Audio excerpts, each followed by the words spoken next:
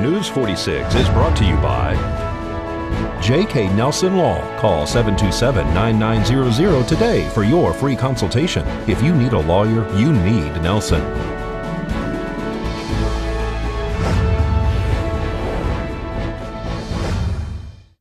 Tonight on News 46, the governor gives his final State of the State address. Funeral services are scheduled for Ray Wulfenstein. And a longtime business owner retires. News 46 starts now. You're watching KPVM News 46 with Deanna O'Donnell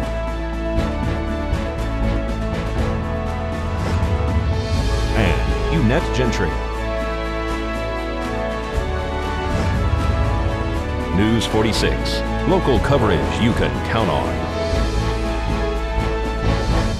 Good evening. It's Tuesday, January 17th, 2017. I'm Deanna O'Donnell. And I'm Eunette Gentry for News 46.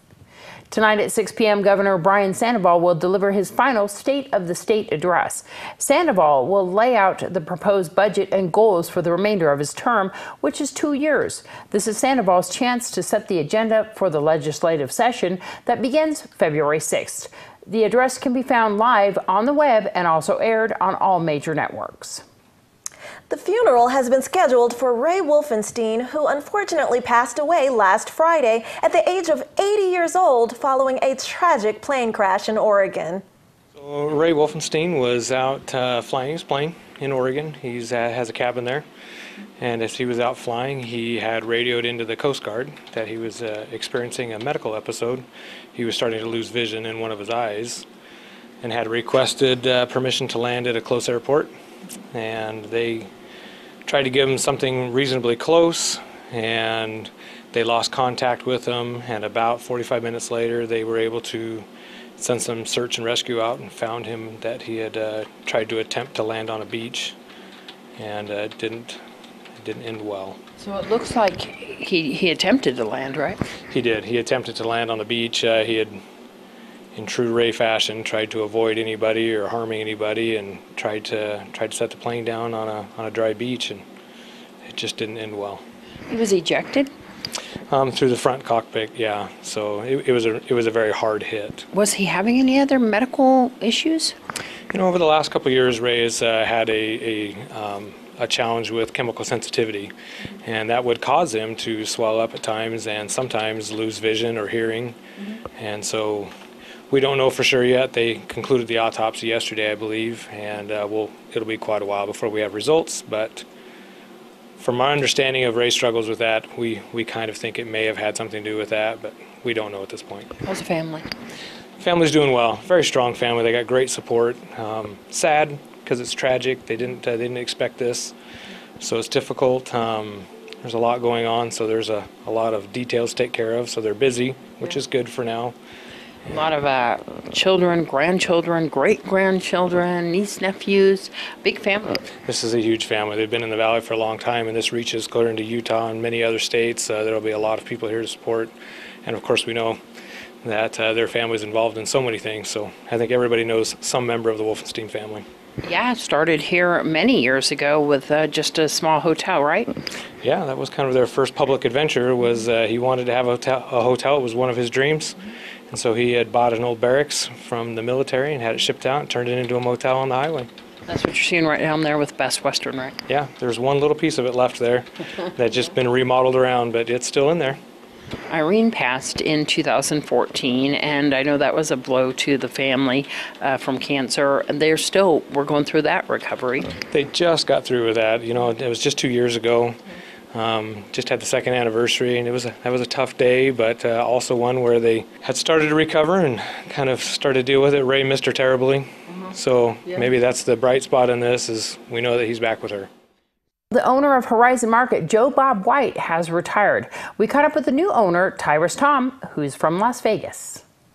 We just bought 4 of the existing Horizon Markets. How many do we have here? There's 6 now. 2 of the old markets were converted over to Horizons, so we're grand reopening those. And which ones are those? Those are what used to be LJ's Markets 1 and 4. So where are those located? Pahrump Valley Boulevard and on Mance. And so those aren't going to be LJ's anymore? They're going to be Horizon Markets now. So tell me about yourself. You purchased it, or a company, or? I purchased it. I have known Joe Bob for quite some time, and when he was interested in moving into retirement, he came to me and presented the companies to me, and they looked really good. So there's going to be a grand opening on those new ones, right? Absolutely. Tell me about that. We are bringing in some specials for January. We have a 79-cent soda special. We're bringing quick serve food into all of the locations, and at Store 4 we're revamping some of the fast service food. So Joe Bob's decided to retire, and yeah, I know, years and years, and Horizon Market have become kind of a hometown feel with the residents here. Absolutely, and that's what we like about it. Horizon Market's been in the Pahrump market for quite some time, and we enjoy the brand loyalty that everybody has, and we hope to bring a lot of new specials.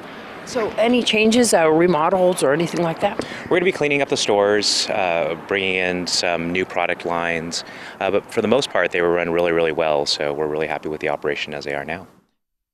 The Nevada Highway Patrol has released information regarding a fatal accident that occurred on Highway 160 in Las Vegas 10 days ago. NHP says the driver of the car has died in the hospital as a result of the injuries he sustained from that single vehicle accident.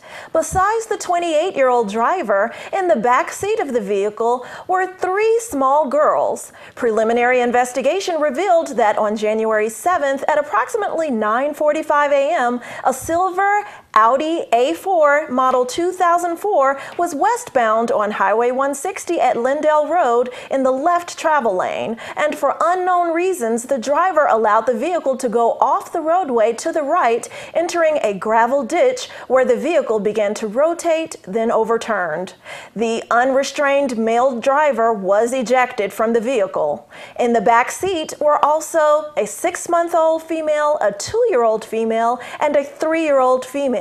Fortunately, all of the children were properly restrained in child safety seats, and they received no injuries. The male driver was flown to UMC Trauma by Mercy Air with critical injuries. The juveniles were transported to UMC Trauma by ground as a precaution. And on January 15th, the male driver unfortunately succumbed to injuries sustained in that crash. The male driver has been identified as 28-year-old Brandon Webb from Las Vegas. When we return, we'll have your court report.